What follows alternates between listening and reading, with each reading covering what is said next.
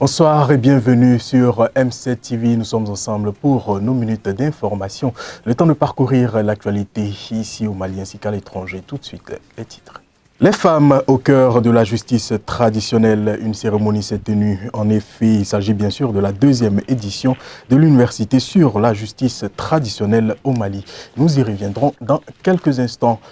Et puis nous parlerons bien sûr de la rencontre de haut niveau pour la réflexion sur les conséquences de la pratique de l'excision. Plus de précision dans quelques instants. Merci de nous retrouver dans la grande édition en français sur M7 TV. Comme annoncé tantôt, les femmes au cœur de la justice traditionnelle. Il ne peut y avoir de paix sans justice. Tel est bien sûr le thème de la deuxième édition de l'université sur la justice traditionnelle au Mali. C'est à cette occasion que le projet JUPREC organise une formation ce lundi 12 novembre 2018 à Bamako. Soulignons que ce dit atelier se tiendra tout au cours de la semaine. Un élément signé Soumel Berté Omokone. Depuis 2012, la crise sécuritaire que traverse notre pays, plusieurs atteintes ont été portées aux droits humains en général et des violences basées sur le genre en particulier. C'est dans ce contexte que le projet Justice et Réconciliation a été créé. Cet atelier vise à renforcer les capacités des acteurs en matière de justice transitionnelle. Cheikh Boubacar Diakité, responsable du volet justice transitionnelle du JUPREC, a mis l'accent sur l'importance de cet atelier. En fait, nous organisons pour la deuxième année consécutive l'université sur la justice transitionnelle.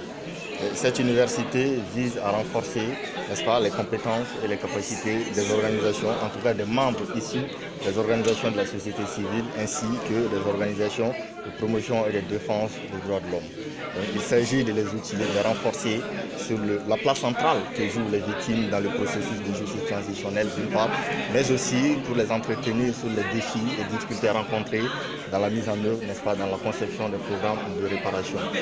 Au sortir de cette université, nous entendons bien évidemment mettre en place un réseau malien qu'on appelle les noyaux durs pour la justice transitionnelle, constitué de spécialistes, en tout cas de personnes averties sur la question de la justice transitionnelle. Oui, nous avons placé les femmes au cœur de la justice transitionnelle cette année parce que nous sommes convaincus que le processus de justice transitionnelle est un processus qui se veut assez participatif et assez inclusif. Donc il y a lieu d'impliquer toutes les couches, n'est-ce pas, toutes les parties prenantes de la crise. Et des études ont prouvé à suffisance que les femmes ont été les couches les plus touchées, les plus, en tout cas en situation de vulnérabilité, les plus touchées par rapport à la crise que le Mali a connue et que le Mali connaît d'ailleurs depuis 2012. Et durant les 5 jours, nous allons développer les thématiques suivantes, à savoir la centralité des victimes, en tout cas le rôle central que jouent les victimes dans le processus de justice transitionnelle. Parce que c'est un processus qui se veut participatif, comme on l'a dit, mais aussi les victimes doivent se retrouver au centre de ce processus. Donc, la première thématique que nous allons traiter sera la centralité des victimes. Et aussi, nous allons aborder les défis liés, n'est-ce pas, aux poursuites des auteurs de graves violations des droits de l'homme. Ces violations appellent en effet aussi à la mise en place de mécanismes holistiques de recherche de la vérité et de réparation destinés à garantir leur non-répétition et à promouvoir la réconciliation nationale. Autre sujet à présent, le cadre de réflexion et d'échange citoyen CREC a tenu ce matin une cérémonie de débat et d'échange entre la société civile, les syndicats et le gouvernement. Notons bien sûr que le Premier ministre du Mali, M. Soumeylou Boubeye Maïga, a présidé la première édition du CREC. Il était accompagné bien entendu par plusieurs autres membres de son gouvernement. Reportage Oumar Ba Traoré, Makan Sempara. La coopération sociale, syndicale, politique et la société civile se veut plus forte et participante au développement du Mali. La santé, l'éducation, la sécurité, la paix et la cohésion sociale sont entre autres les points saillants débattus lors de cette rencontre. Notons que pour la première édition du cadre de réflexion d'échange citoyenne CREC, le choix s'est porté sur le Premier ministre Soumeylou Boubeye Maïga qui a répondu à plusieurs questions et préoccupations ce samedi 10 novembre à Bamako. On va tout faire pour que la loi Mouba soit scrupuleusement respectée par tous. Parce qu'une fois quand on a reçu les syndicats, c'est vers 30 personnes, il n'y a pas une femme. J'ai dit, mais ça, il faut que vous respectiez la loi, vous aussi. Même les associations doivent respecter la loi. Nous devons continuer de prendre des mesures de protection, de promotion du genre des femmes, d'abord. Parce que, quel que soit leur mérite, si elles ne sont pas encouragées, soutenues, elles peuvent durer dans... Ça, il ne faut pas se voiler la face et dire que c'est pas vrai. Il y a souvent beaucoup de discrimination, peut-être pas voulues, mais c'est comme ça. Donc nous devons continuer de prendre des mesures positives. Nous sommes aussi en train de voir, parce que nous essayons d'interroger qu'est-ce que nous faisons en direction de la famille en tant qu'entité. L'enfant, la femme. Donc nous sommes en train de voir comment ouvrir une réflexion quand même nationale sur le bénéfice par tous les enfants d'une allocation familiale. Parce qu'aujourd'hui, l'allocation familiale, c'est uniquement pour les enfants des salariés. L'objectif visé par les CREC est bien évidemment non seulement une participation à la vie sociopolitique de notre pays, mais également ajouter leur pierre à l'édifice pour le développement du Mali, passant par le bien-être de la population. Deuxième grand titre de ce journal, Global Media Campaign en collaboration avec Plan International. Il s'agit bien sûr de l'UNFPA, une rencontre de haut niveau bien sûr qui s'est tenue à Bamako pour la réflexion sur les conséquences de la pratique de l'excision. C'était sous la présidence du ministre de la Santé, professeur Sambasso, comme nous disent ici nos reporters Mariam Diallo, Mamadou Diallo. Cette rencontre de haut niveau est une initiative de Global Media Campaign en partenariat avec Plan Mali, PNLE et le Fonds des Nations Unies pour la population. Elle a regroupé les leaders religieux, la société civile et les experts médicaux pour approfondir les réflexions sur les conséquences néfastes de l'excision. Selon les statistiques de l'OMS, plus de 200 millions de femmes sont excisées et toutes les 10 secondes, une fille est excisée quelque part dans le monde. Malgré cette situation alarmante, des progrès ont été enregistrés au Mali, selon le directeur pays Plan International Mali, Balamoussa Sidibé. 69 exciseuses ont été reconverties et 45 000 filles impliquées dans les activités de sensibilisation. Aussi, 87 villages partenaires ont-ils procédé à des déclarations publiques d'abandon de la pratique de l'excision. L'intérêt de Plan International pour l'abandon de l'excision remonte à son ambition de promouvoir les droits des enfants et l'égalité pour les filles partout dans le monde. Cette ambition se justifie dans un monde où 200 millions de filles et de femmes ont été victimes d'excision. Tous les jours, des centaines de filles dans le monde subissent des mutilations génitales, avec les conséquences incommensurables que nous connaissons aujourd'hui, et au nombre desquelles nous pouvons citer la fistule vaginale, les complications obstétricales, le coût élevé de la prise en charge des conséquences, la stérilité et bien d'autres. Le ministre de la Santé et de l'Hygiène publique, professeur Sambasso, a souligné que cette lutte est commune et qu'il faut l'engagement de la communauté. Ma présence, à l'instar de celle de mes autres collègues, à la rencontre témoigne de l'intérêt que le gouvernement du Mali accorde aux questions de santé, de la reproduction en général et à celle de la lutte contre les mutilations génitales féminines en particulier. Cette cérémonie qui nous réunit est une grande opportunité que nous devons tous saisir pour sensibiliser les parties prenantes et mobiliser les ressources additionnelles pour lutter contre les pratiques néfastes et discriminatoires qui constituent les mutilations génitales féminines et l'excision. Au cours de cette rencontre, des panels vont s'ouvrir sur les conséquences et une stratégie pour l'abandon de la pratique de la mutilation génitale féminine au Mali seront largement débattus par les participants.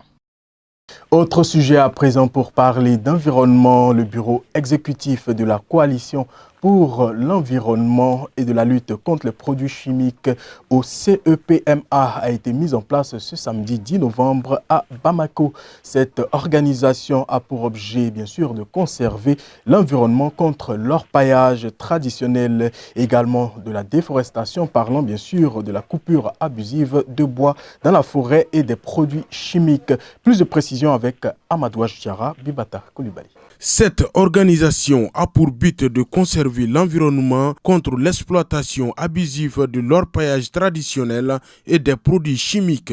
Bon, en fait, c'est un constat très simple. Il y a certains secteurs d'activité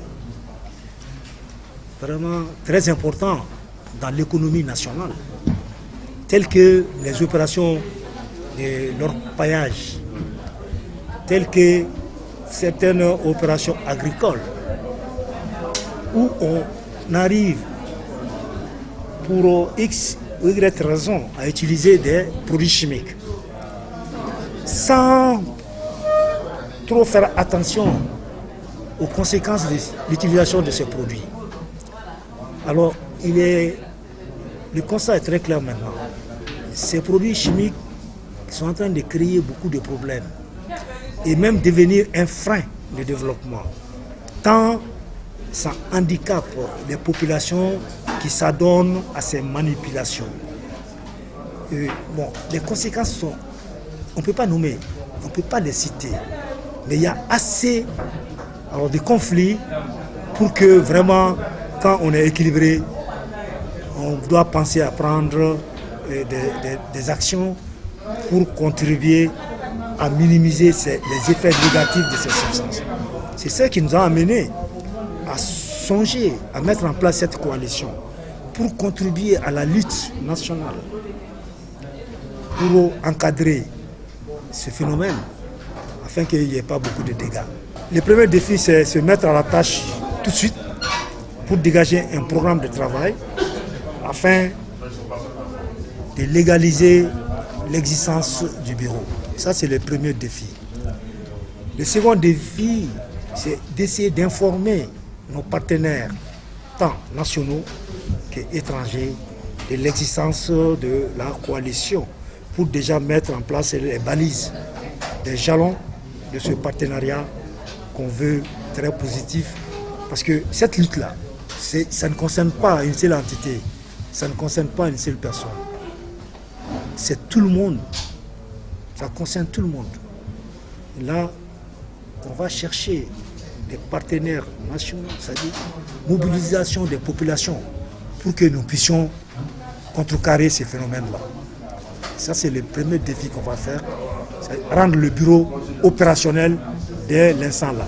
Ceci va sauver l'environnement contre la dégradation et améliorer la vie et santé.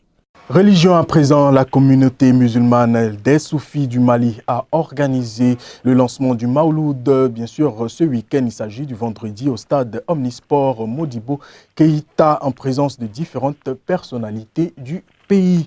Mayam Diallo et Salif Maghiraga nous donnent plus de précisions.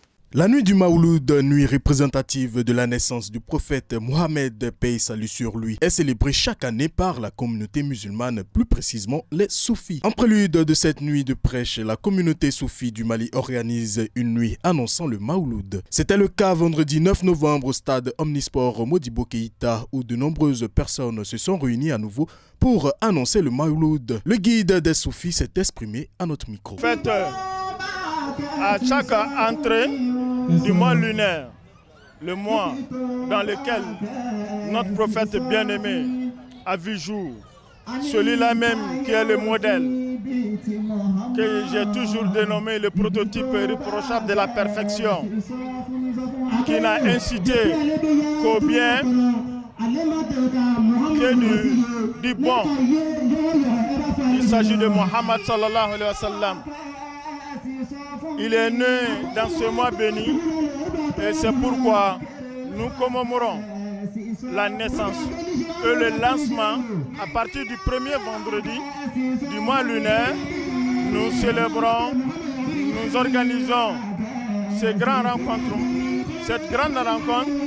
pour quand même marquer le lancement des festivités du Maouloud 2018. Rappelons que le thème choisi cette année est la jeunesse et l'islam. Pour une réussite de cette célébration, le choix a été porté sur le ministre de la Jeunesse et de la Reconstruction citoyenne pour parrainer la cérémonie.